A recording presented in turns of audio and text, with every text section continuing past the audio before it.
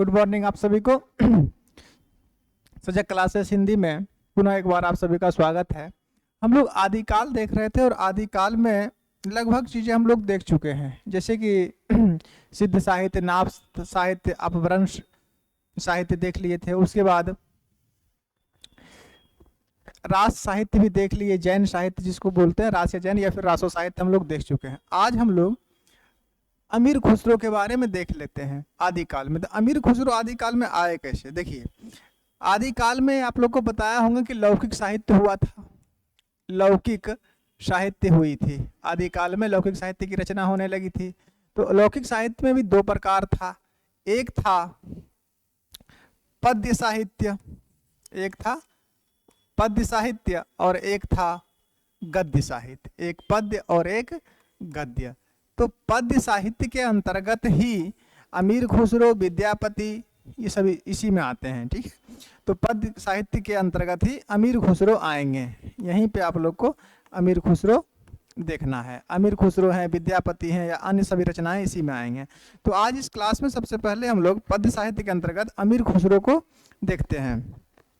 अमीर खुसरो का जन्म कहाँ हुआ, मृत्यु कब हुई, ठीक है। उसके बाद इनकी रचनाएं कौन कौन सी हैं, ये सभी चीजें आज देखते हैं। सबसे पहले शुरू करते हैं अमीर खुसरो को। अमीर खुसरो,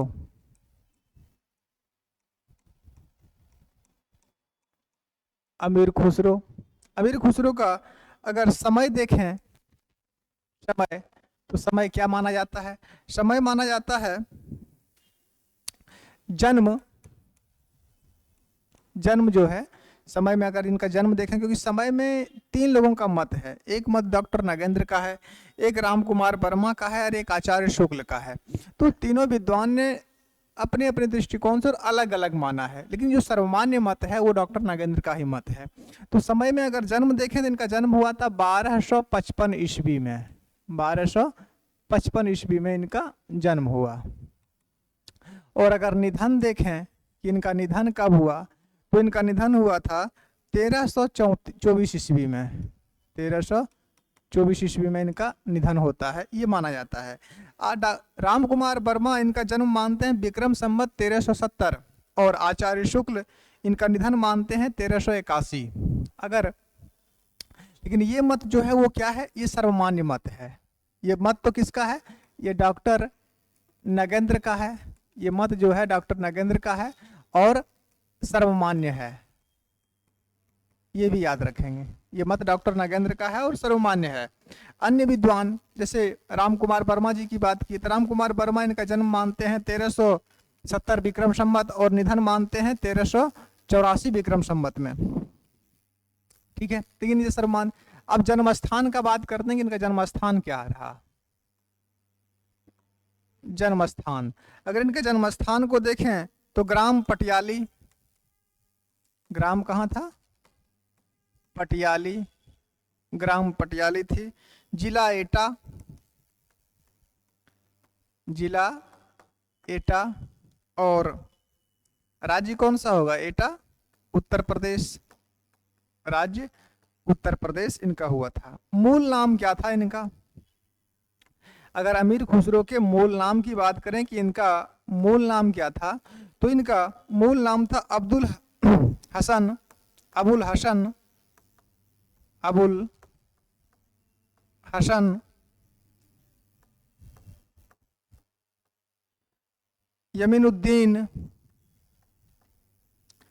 अबुल हसन यमीनुद्दीन, ये इनका मूल नाम था, ठीक है। इनको खुसरो सूखने की उपाधि जो है संत कवि इजुद्दीन द्वारा दी गई थी, ये बात भी लिख लेते हैं। अमीर खुसरो समय ये रहा इनका। जन्मस्थान ग्राम पटियाली था, जिला एटा और राज्य उत्तर प्रदेश में। मूल नाम अगर देखें तो अबुल हसन यमुनुद्दीन इनका मूल नाम था।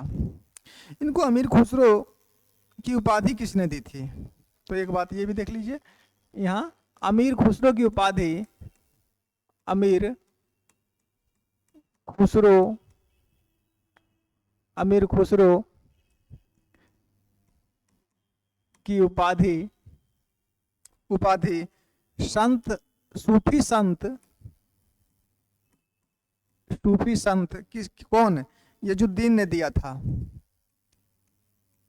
यजुद्दीन ने दिया। अमीर खुसरो की उपाधि इनको किसने दिया था? तो एक सूफी संत हुए थे यजुद्दीन, उन्होंने इनको उपाधि दी। इनके उपनाम कौन कौन से हैं, और ये मोस्ट भी हैं, इनके उपनाम पूछे जाते हैं। उपनाम अगर इनके देखें, उपनाम, ये तो मूल नाम था, और अब उपनाम देखिए इनका कौन कौन सा है और किसने कौन सा नाम दिया, ये देखिए। पहला उपनाम इनका लिखिए तोता ए हिंद। तोता ए हिंद भी इनको कहा जाता है, तोता ए हिंद। दूसरा उपनाम इनका था तूती ए हिंद। इन्होंने खुद कहा था मैं हिंदुस्तान की तूती हूं। तूती ए हिंद भी इनको कहा जाता है, तूती ए हिंद। तीसरा लिख लीजिए तुर्क ए अल्लाह। इनका उपाधि क्या था? तुर्क ए अल्लाह। तुर्क ए अल्लाह की भी उपाधि इनको दी गई थी, उपनाम था इनका। उसके बाद चौथा, कवियों में महाकवि की भी उपाधि दी गई। कवियों में महाकवि, कवियों में महाकवि। तो कवियों में महाकवि इनको किसने कहा था, और कवियों में राजकुमार किसने कहा था? एक बात यह है, कवियों में महाकवि और कवियों में राजकुमार। देखिए, कवियों में महाकवि और कवियों में राजकुमार, इनको ईश्वरी प्रसाद गुप्त ने कहा था। किसने कहा था? ईश्वरी प्रसाद ने कहा था। ईश्वरी प्रसाद ने इनको ये दोनों उपाधि दी थी, कवियों में महाकवि और कवियों में राजकुमार। आगे, खड़ी बोली हिंदी के ये प्रथम महाकवि भी थे। छठा उपनाम लिखिए, खड़ी बोली हिंदी के प्रथम महाकवि। खड़ी बोली हिंदी के प्रथम महाकवि। खड़ी बोली हिंदी के प्रथम महाकवि भी इनको कहा जाता है। आगे बढ़ते हैं, 6 हो गया। नंबर 7 पर देखिए, हिंदू मुस्लिम समन्वित संस्कृति का प्रतिनिधि कवि भी इनको कहा जाता है। हिंदू मुस्लिम समन्वित संस्कृति का प्रतिनिधि कवि भी इनको कहा जाता है। का प्रतिनिधि कवि, ये भी इनका एक उपनाम है। तो टोटल उपनाम कितने हो गए? 6। और भी देखते हैं, 6 7। और देखिए, अवधि का प्रथम कवि, अवधि भाषा का प्रथम कवि भी इनको कहा जाता है।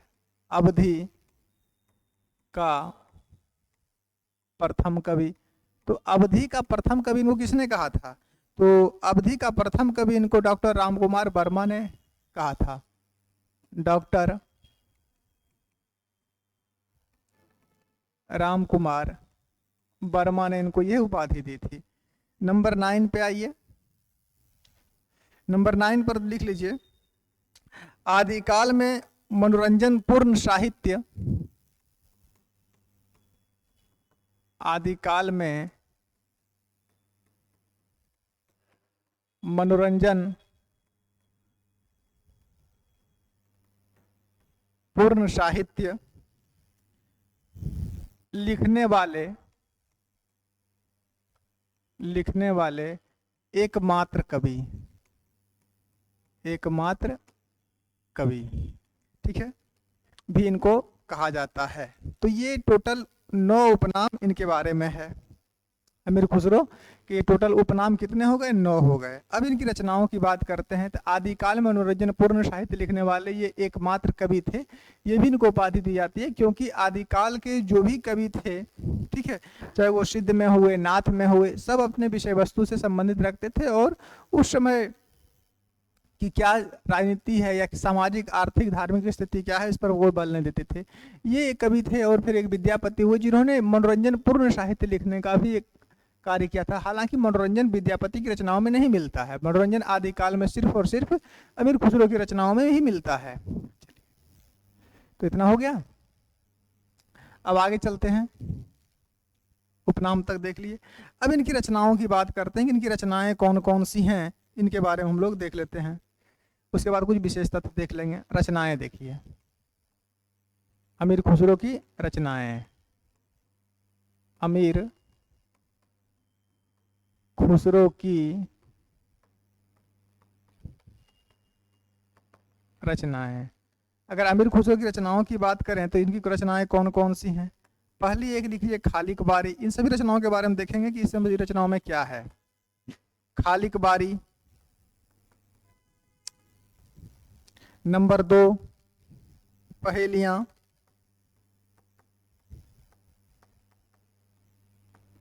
नंबर 3 मुकरियां।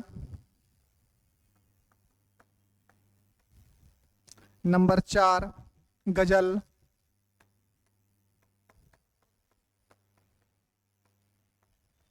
नंबर 5 दो सुखने।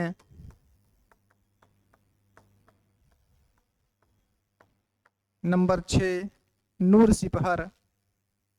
नूह सिपहर। नूह सिपहर।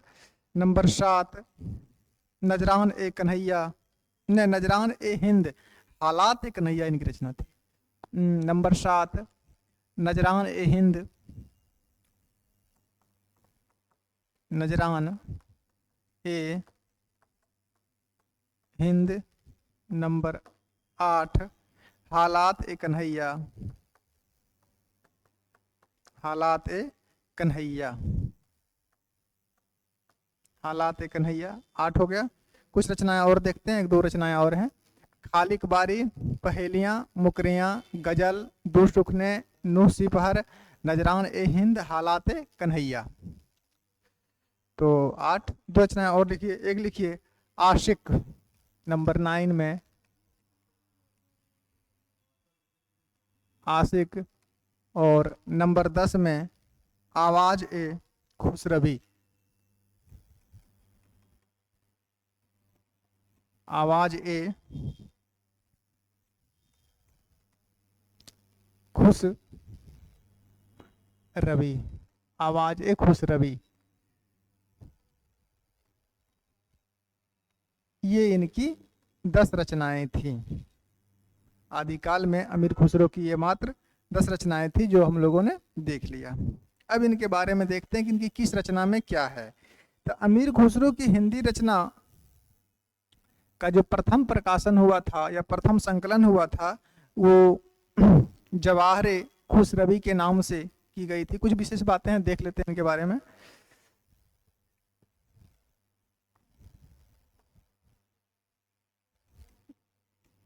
विशेष तथ्य ज्यादा नहीं है, थोड़ा सा है, उसके बाद फिर इनके बारे में समझते हैं।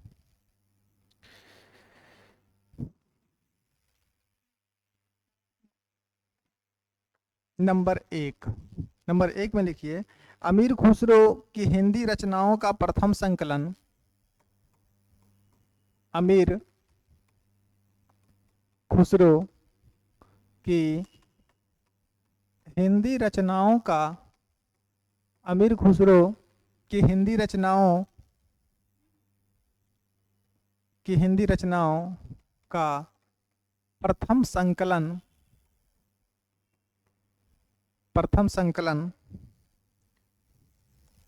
संकलन जवाहरे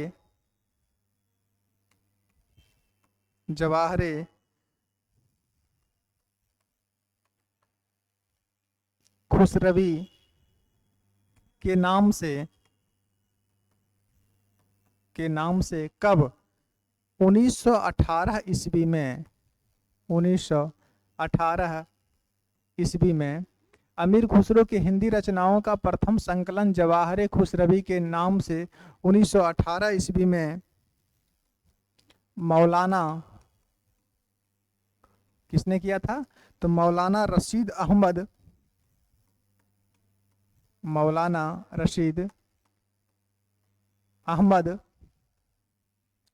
अमीर खुसरो की हिंदी रचनाओं का प्रथम संकलन जवाहरे खुसरवी के नाम से 1918 ईस्वी में मौलाना खुसरवी ने कहाँ से कराए थे? अलीगढ़ ने अलीगढ़ से प्रकाशित कराया, से प्रकाशित कराया। एक बात तो ये हो गई, ठीक है।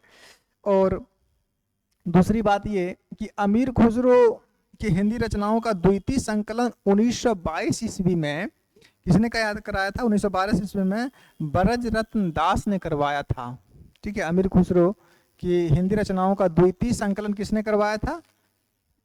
अमीर खुसरो की द्वितीय संकलन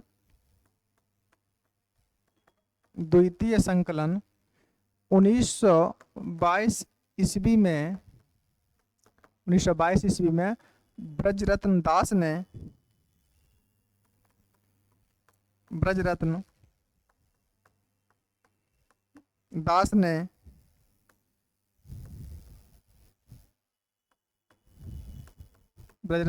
ने खुसरो की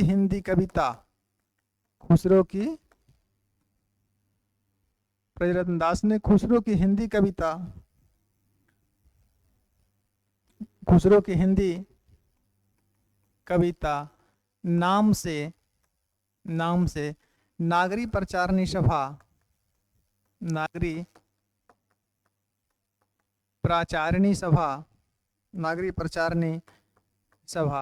काशी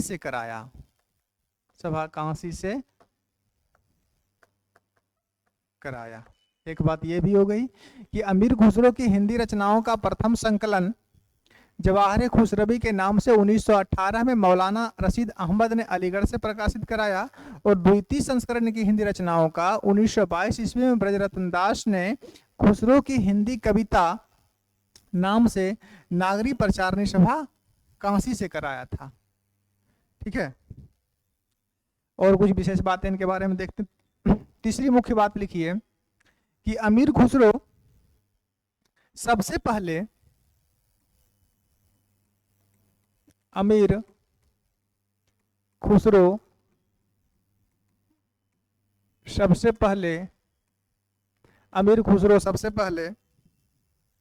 हिंदी भाषा के लिए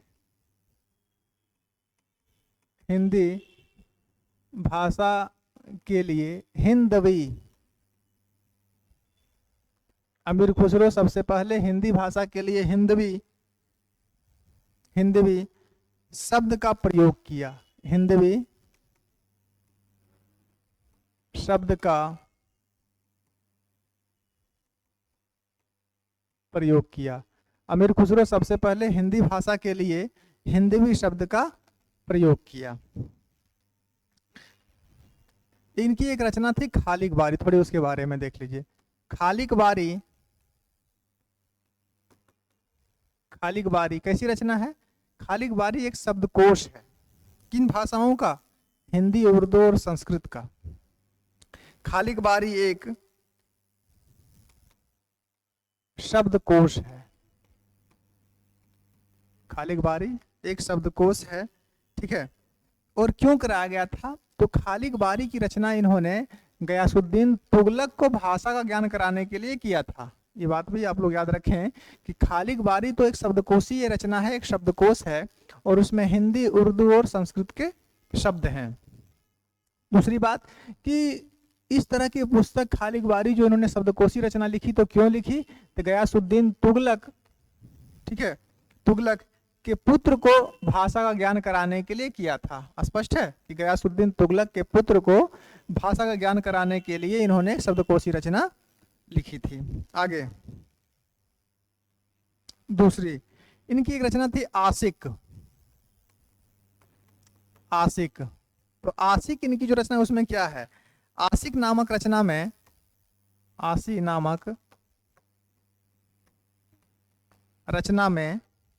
इन्होंने हिंदी की प्रशंसा की। आशिक नामक रचना में इन्होंने हिंदी की प्रशंसा की। स्पष्ट है। नूर सिपहर भारतीय बोलियों पर लिखा गया था। एक बात ये, नूह शिपहर, नूह शिपहर में भारतीय बोलियों का विस्तार से वर्णन है। नूह शिपहर में भारतीय बोलियों, भारतीय बोलियों का विस्तृत वर्णन है। भारतीय बोलियों का विस्तृत वर्णन है। ये भी एक बात हो गई है। और भी इनके बारे में कुछ विशेष तथ्य देखना है जो परीक्षा की दृष्टि से महत्वपूर्ण है। विशेष तथ्य में रचनाओं को देख लिए, इनकी संकलनों। और देखिए नंबर 7 में लिखिए, नंबर 7 में कि इन्होंने दिल्ली के 11 सुल्तानों का उत्थान और पतन देखा था। लिख लीजिए, इन्होंने दिल्ली के 11 सुल्तानों का उत्थान पतन देखा था। 11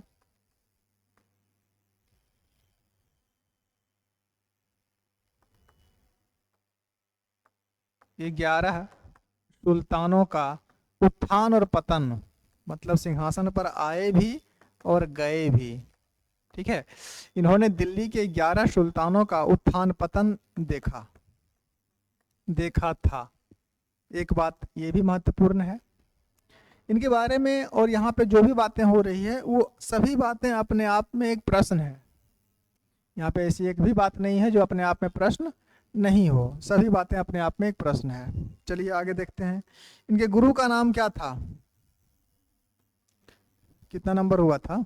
7। नंबर 8 लिखिए। ये गुरु का नाम, इनके गुरु का नाम क्या था? तो इनके गुरु का नाम निजामुद्दीन औलिया था। के गुरु का नाम निजामुद्दीन औलिया था। गुरुजी का क्या नाम था? निजामुद्दीन औलिया इनके गुरुजी का नाम था। ठीक है, और भी बातें देखिए। निजामुद्दीन औलिया के देहांत पर भी इन्होंने कुछ कहा था। इन्होंने क्या कहा था कि गौरी सोबे सेज पर मुख में डारे केस, चल घर घुसरो आपने, याद है ना, चल घर घुसरो आपने, रेन भई चहु देश। क्योंकि उस समय ये बाहर थे तो इनके गुरुजी के बारे में इन्होंने कहा था कि गौरी सोबे सेज पर मुख पे डारे केस, चल घर खुसरो आपने, रैन भई चहु और। जब इनके गुरुजी का देहांत हो जाता है निजामुद्दीन औलिया का, तब ये बात ये बोलते हैं। अमीर खुसरो को हजारी प्रसाद द्विवेदी ने क्या नाम दिया था? हजारी प्रसाद द्विवेदी ने इनको मेधावी और सुकवि कहा था। एक बात भी लिख लीजिए, हजारी प्रसाद द्विवेदी ने इन्हें मेधावी एवं सुकवि कहा। मेधावी एवं सुकवि कहा। क्या कहा था? तो हजारी प्रसाद द्विवेदी ने इन्हें मेधावी एवं सुकवि कहा था।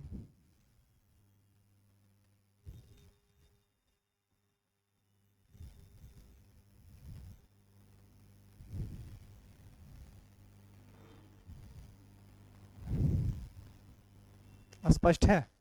तो इनके बारे में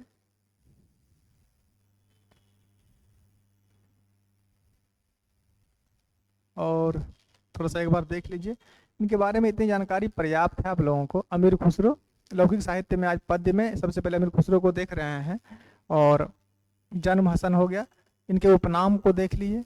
उपनाम हिंदू मुस्लिम समन्वय संस्कृति का प्रतिनिधि कवि और आदिकाल मनोरंजनपूर्ण साहित्य लिखने वाले एकमात्र कवि। देखिए ये 9वां नंबर है कि आदिकाल मनोरंजनपूर्ण साहित्य लिखने वाले एकमात्र कवि।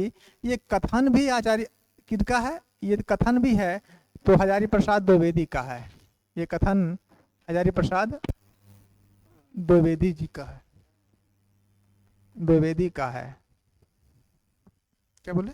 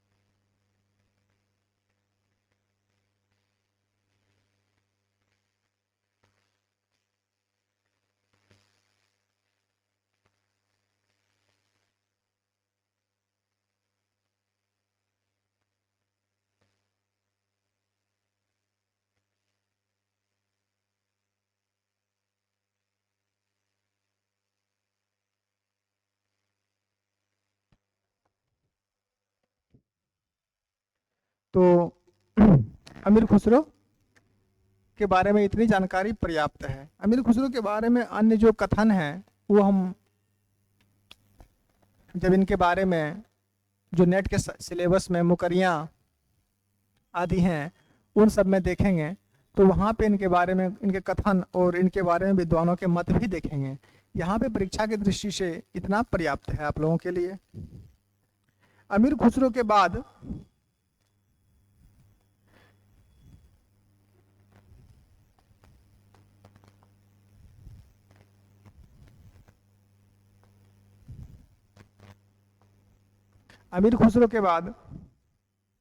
हम अब अगले कवि को अगले क्लास में ही देखेंगे। इस क्लास में आज इतना ही रहने देते हैं क्योंकि मुझे भी कुछ अर्जेंट काम है। तो अमीर खुसरो आज इस क्लास में हो गए तो आज इस क्लास में इतना ही रहने देते हैं, ठीक है। अगले क्लास में मिलते हैं फिर हम लोग विद्यापति के साथ, और विद्यापति के बाद फिर अन्य किसी विद्वान को देख लेंगे, ठीक है। धन्यवाद, आज के लिए इतना ही।